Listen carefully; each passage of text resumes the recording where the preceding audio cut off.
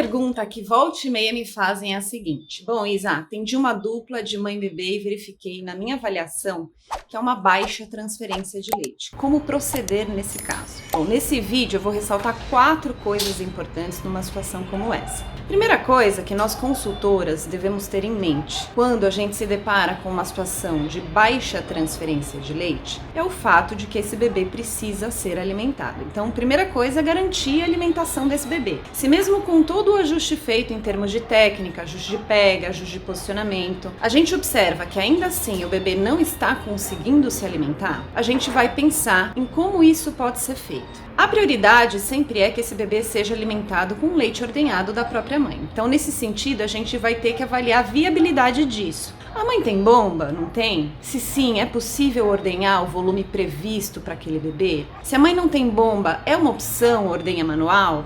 Ela sabe ordenhar manualmente? Lembrando que, dependendo do volume a ser ofertado, por vezes pode ficar difícil para essa mãe ordenhar manualmente com certa frequência.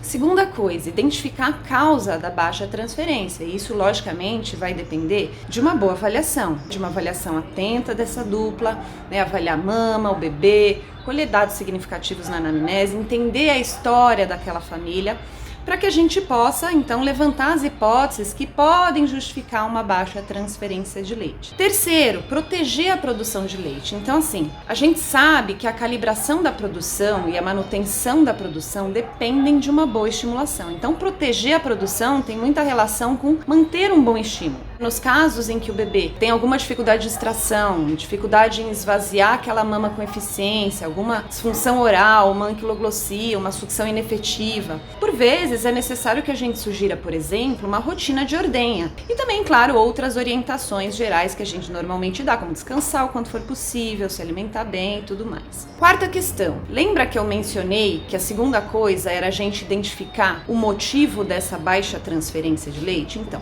a partir disso, a gente vai pensar em estratégias para resolver o problema. E claro, isso vai variar de caso para caso. É só uma questão de ajuste? Então vamos ajustar a posição do bebê, a pega do bebê. De repente, pode ter relação com o fato das mamadas terem um tempo limitado. Sei lá, a família foi orientada a oferecer 10 minutos cada mama a cada 3 horas. A gente sabe que isso pode muito impactar a produção de leite. A gente fala que é uma causa secundária de baixa produção por estímulo inadequado.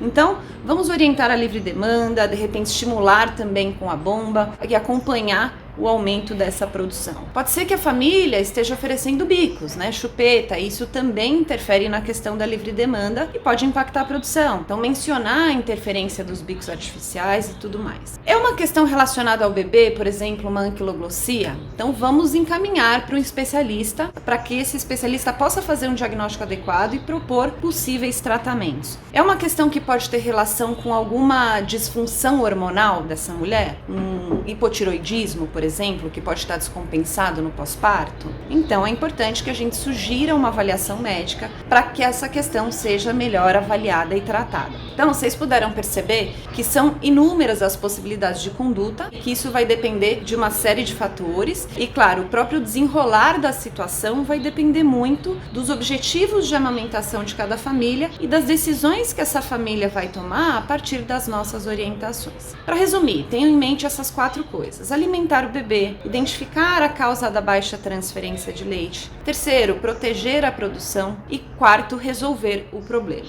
Bom, era isso que eu tinha para dividir hoje com vocês. E se você quer se aprofundar no tema amamentação, quer se capacitar para consultoria em amamentação, te convido a vir comigo no curso avançado em amamentação 2.0, que está com as inscrições abertas e com todas as aulas já disponíveis. Um beijo grande e até a próxima.